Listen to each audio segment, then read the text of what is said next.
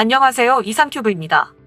말레이시아가 코로나 여파로 무기한 연기되었던 경전투기 사업을 올해부터 시작한다고 아시아 디펜스 저널이 보도했습니다. 기사에 따르면 말레이시아의 압둘 사마드 공군 소장은 앞으로 3년 이내에 경전투기를 도입할 것이라고 말했습니다. 사마드 공군 소장은 작년 12월 18일 수반 공군기지에서 열린 2020 공군 시상식에서 말레이시아 공군의 역량 개발 계획인 2055에 따라 단계적으로 36대의 항공기를 조달할 계획이라고 말했으며 2021년에 1단계로 18대의 항공기를 구매하고 13차 말레이시아 계획에 따라 2단계에서 다시 18대의 항공기를 구매할 계획이라고 전했습니다. 현재 말레이시아 공군은 영국 BAE 시스템이 제조한 전술인문기 겸 경공격기인 호크 209를 10세대 가지고 있으나 이 항공기의 약 50%가 운항 수명이 끝나가고 있어 10년 이내에 이 항공기를 교체해야 합니다. 하지만 말레이시아의 경공격기 도입 계획은 국방 예산의 부족으로 자주 좌초되고 있습니다. 말레이시아의 경공격기와 멀티롤 전투기 도입 사업은 이미 3년 전에 시작되었지만 예산 문제로 연기되고 있습니다. 하지만 작년 12월 초에 말레이시아 정부는 2021년 국방비로 158억 600만린 기세 예산을 할당하도록 승인했습니다.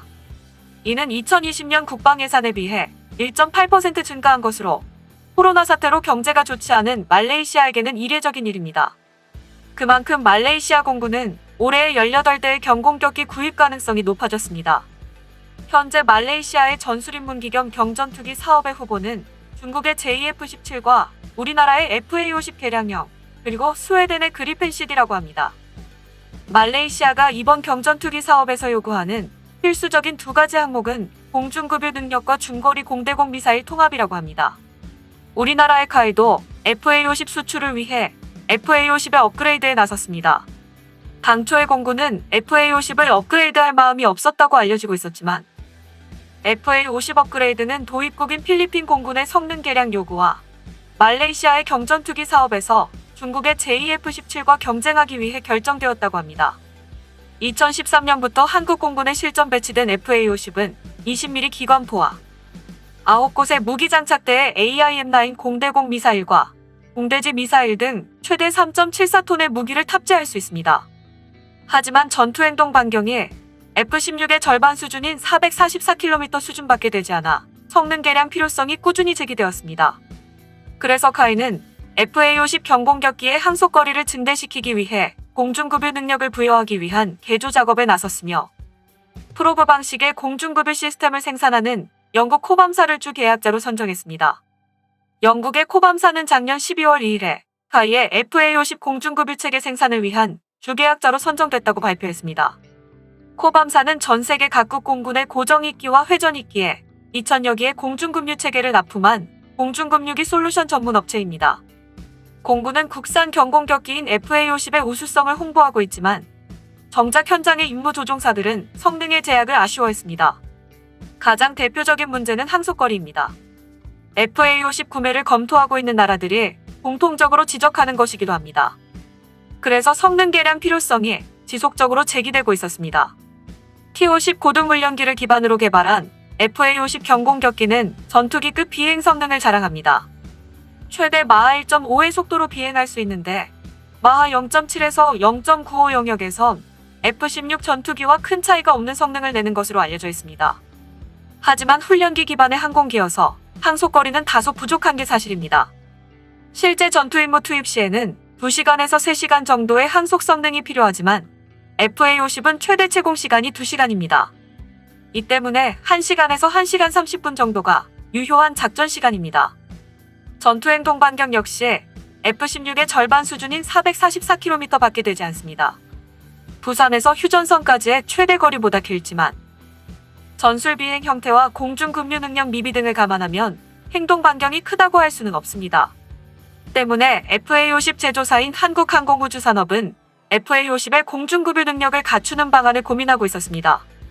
항속거리를 늘리기 위해서는 외부 연료 탱크 크기를 키우거나 공중급유 능력을 갖도록 하는 두 가지 방안이 있는데 카이는 후자를 택한 것입니다.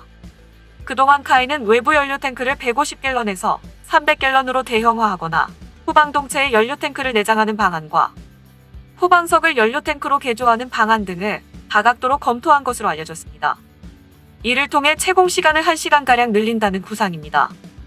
공중급유 방식에는 프로브 앤 드로그와 플라잉 분 방식 두 가지가 있습니다.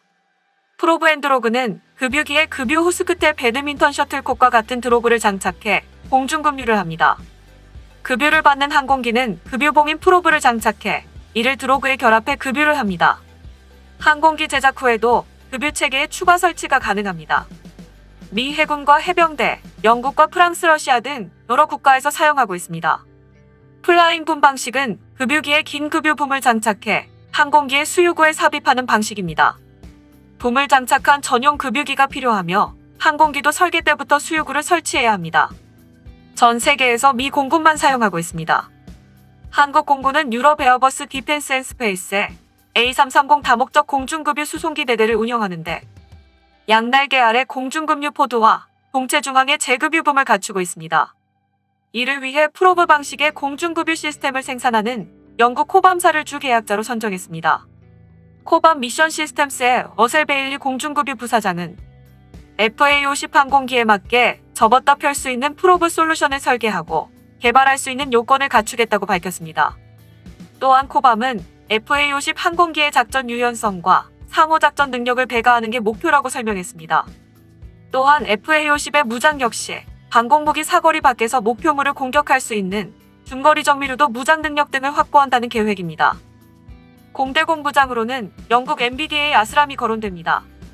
최대 사거리가 60km에 달하는 아스람은 타이푼과 토네이도, F-35에도 탑재되는 최신 미사일입니다. F-15K에 사용되는 AIM-9X의 최대 사거리가 35km인 점을 감안하면 아스람은 FA-50의 가시거리와 공중전 능력을 한층 높여줄 것으로 보입니다. 중거리 공대지 무기는 독일 타우러스 시스템스의 타우러스 K2가 채택될 가능성이 있습니다. 공군이 F-15K에 탑재하는 타우러스 미사일을 소형화한 것으로 사거리가 500km에서 400km로 줄어든 것 외에 나머지 성능은 타우러스와 동일합니다. 또한 지난달 22일에는 카이가 FA-50 전투기에 스나이퍼 ATP 카트리지를 장착해 비행 테스트에 성공했다고 보도되었습니다. 로이터 통신 등 외신은 카이가 FA-50에 스나이퍼 ATP 카트리지를 장착해 공중 테스트를 성공적으로 마무리했다고 보도했습니다. ATP 스나이퍼 카트리지는 록히드 마틴이 개발한 타기팅 시스템으로 이 제품은 낮과 밤 등 모든 기상 조건에서 적의 표적을 식별하고 표적을 선택해 미사일의 정확도를 높여주는 시스템입니다. 이 시스템은 특히 고도 15,100m에서도 사용할 수 있어 공중전에서도 위력을 발휘할 수 있습니다. FA-50은 미국의 방산업체 록히드 마틴과 협력해 생산한 전투기로 FA-50에는 록히드 마틴의 기술이 상당수 적용됐기 때문에 이번 스나이퍼 ATP 카트리지 테스트에도 카이의 FA-50이 투입된 것으로 예상됩니다. 록히드 마틴은 이번 비행 테스트가 새로운 첨단 장비가 어떤 성능을 갖췄는지를 보여주는 계기가 됐다고 평가했습니다. 실제로도 FA-50이 스나이퍼 ATP 카트리지와의 통합에 성공한 것은 FA-50에 관심 있는 국가들에게 상당한 관심을 끌 것으로 보입니다. 스나이퍼 ATP 카트리지는 표적 기능이 탁월해 정찰과 감시 임무에서 차별화된 역량을 발휘할 수 있기 때문입니다. 과연 업그레이드 중인 FA-50이 말레이시아 경전투기 사업을 수주할 수 있을지 주목됩니다. 이상 마치겠습니다. 시청해주셔서 고맙습니다. 이상큐브였습니다.